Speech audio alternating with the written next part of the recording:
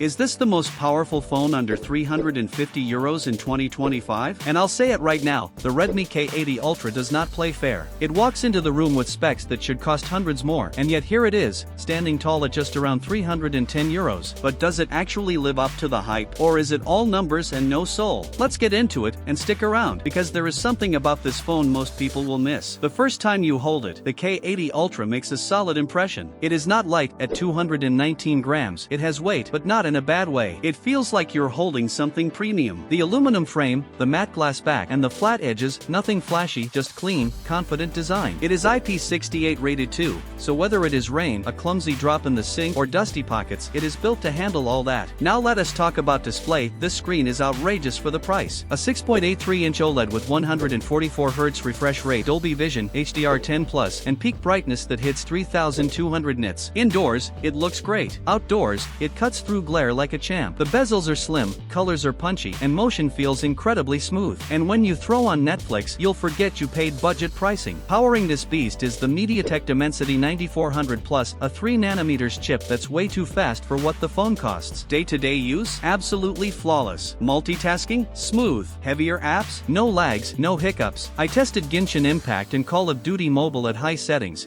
and while it got warm, it never stuttered. Pair that with up to 12GB or 16GB of RAM and 128GB to 1TB storage, and you are not just getting fast, you are getting flagship fast. Now here is where the story gets interesting, the battery. A massive 7410 mAh cell, paired with 100W wired charging. Let that sink in. This phone will last 2 full days of moderate to heavy use, and when it is time to top up, you are back to 100% in about 40 minutes. And yes, it supports bypass charging, which means when you're gaming while plugged in, it powers the phone directly, protecting the battery. That is rare and incredibly useful. The cameras? Surprisingly solid. The main 50MP sensor with OIS is sharp, reliable, and fast. It handles tricky lighting better than expected, though dynamic range could be a bit wider. The 8MP ultra-wide does its job, not mind-blowing, but usable. Where this phone quietly wins is video. It shoots 8K at 30 frames per second and even 4K at 60 frames per second with OIS and EIS. Stabilization is excellent. The 20MP selfie cam is tucked in a tiny punch hole and handles daylight snaps very well, even at 1080p 60 frames per second for vlog-style video. The speakers? Stereo, loud, clear, with Dolby Atmos. The headphone jack is missing, but wireless audio gets a boost with high-res and LHDC support. Connectivity is no problem either. Wi-Fi 7, Bluetooth 5.4, NFC, and IR Blaster for remote control lovers, everything you expect, and then some. But this phone is not perfect. There is no expandable storage, no wireless charging, no telephoto lens. It is also running HyperOS 2 on Android 15,